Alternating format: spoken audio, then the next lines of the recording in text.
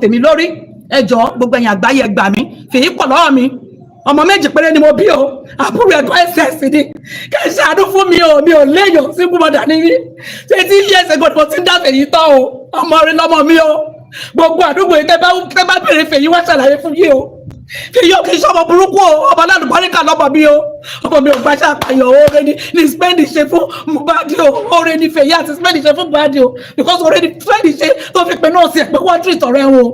kẹjọ kẹgbà ní ẹ̀yọ́ ọmọ Nàìjíríà o mi ò léèyàn mi ò dẹ̀ lọ́wọ́ ṣùgbọ́n mo lọ́lọ́ mo dẹ̀ pé ọmọ Nàìjíríà ẹ̀ nígbè lẹ́yìn àbòsí o kẹgbà mi kẹ́ ṣàánú mi o èdè kọ́ lọ́sí náà sí típítì yọ o tẹ bá dọ̀ síta náà nọ́ọ̀sì ló fún yàn lábẹ́rẹ́ o. bó ti ṣe fi ìtara ńlá sọ̀rọ̀ lọ́jọ́ yẹn nìyẹn o nígbà tí àwọn ọlọ́pàá rá ọmọ Èkó lórí ikú tó pa Mohbad ìmọ́lẹ̀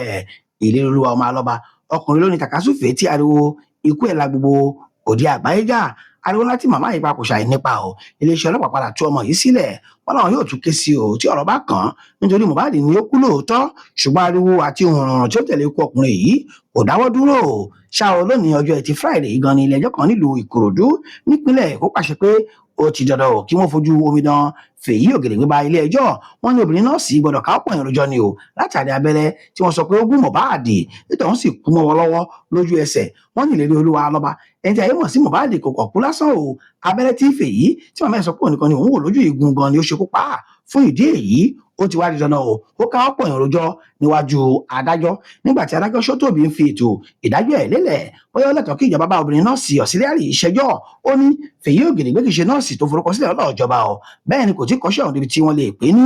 akọ́ṣẹ́mọṣẹ́ gidi ó ṣe wá dáhùn tó pè é lóhùn lọ́jọ́ tí wọ́n pè é kó wá fún Mohbad lábẹ́rẹ́ yìí ìwà ọ̀daràn ló wù ó nítorí kò ní ìwé ẹ̀rí láti fún yàn lábẹ́rẹ́ kankan bẹ́ẹ̀ gẹ́ ni wọ́n tún fi kún pé abẹ́rẹ́ tátánọ́ọ̀sì tó gún Mohbad yìí gan ni ó dá wàhálà rẹpẹtẹ sílẹ̀ kí olókìsì tó ṣẹ níṣe ni ìlórí olúwa ju àwà sílẹ̀ tí ọkùnrin ọmọ Èkìtì yìí sì ṣe bẹ́ẹ̀ kú mọ́ wọn lọ́wọ́ alágẹ̀yẹ sọ pé bí òun yóò ti ṣe dá ti aṣáná fún aṣáná òun yóò dá ti iléeṣẹ́ elétò ìlera náà fún o èyí náà ni ó mú dá iléeṣẹ́ elétò ìlera lẹ́bi wípé kò ṣe àmójútó tó yẹ lórí báwọn ṣe ń ṣe ìlera kiri o pàápàá lórí bí àwọn ọ̀sìlárì náà ṣe kún ìgboro tí wọ́n ń kí abẹ́rẹ́ bọ àwọn ìlara kiri tí wọ́n yóò tún máa ṣe ètò ògùn fún aráàlú láì kọ́ṣẹ́ òun débi tí wọ́n yóò gba àṣàbùké bákan náà ní ilé ẹjọ́ ìkóṣà ìbò ẹnu àtẹlu iléeṣẹ́ ọlọ́pàá lórí bí wọ́n kò ṣe tẹ́tí sí ìwé ìfisùn ìyẹn pẹtíṣọ̀n tí Mohbad kọ nígbà ayé ẹ̀ nígbà táwọn èèyàn kan ń lérí mọ́ tí wọ́n ń gbógun tì í tí wọ́n láwọn yóò lé kúrò láyé dandan ṣáò alájọ yìí ti sọ pé kí iléeṣẹ́ ọlọ́pàá tú ìdí ìwé ìfisùn tí olóògbé kọ láti mọ̀ bóyá àìmójútó iṣẹ́ lọ́nà tó yẹ wáyé kí ìgbésẹ̀ tó sì yẹ wáyé lórí ẹnikẹ́ni tí ajé ọ̀rọ̀ ọ̀hún bá símọ́ lórí tẹ́ ò bá gbàgbé ọ̀rọ̀ ikú Mohbad ti di nǹkan níláwọ̀ láàrin ìlú tí ọ̀rọ̀ ọ̀hún tabagbà tó tabáwo pàpà tí òkú ọmọkùnrin pàpà sì wà níbi tí wọ́n gbé pamọ́ sí títí di àsìkò yìí. Alore TV. Alore TV. ṣé ní tòdodo ẹni tí ó bá mọ ọ̀nà náà ni ó yẹ ká tẹ̀lé nílá nínú onímọ̀ olóòótọ́ àgbà ọ̀jọ̀gbọ́n tó ṣe fi àmọ́nà ẹni owó oògùn ojú ẹni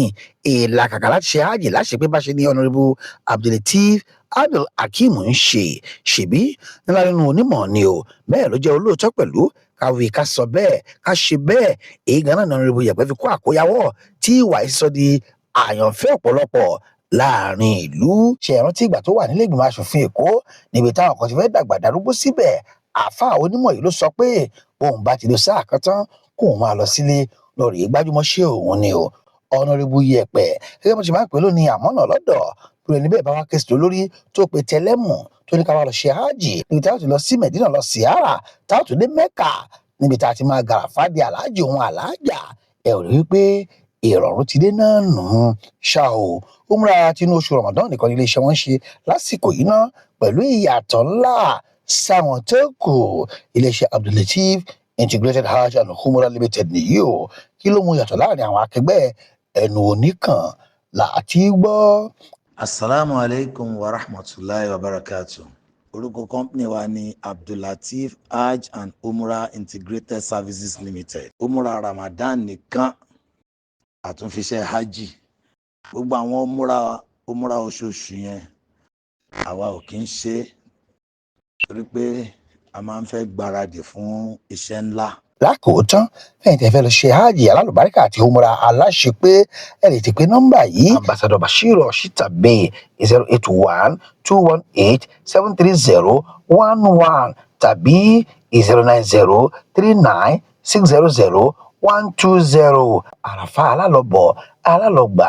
alálọ́dé wa ṣoríire ni o gbogbo àpáta a ó ṣoríire o. nílé ní lóko ni ẹ máa wò ó ètò tó kọ́ni lọ́gbọ́n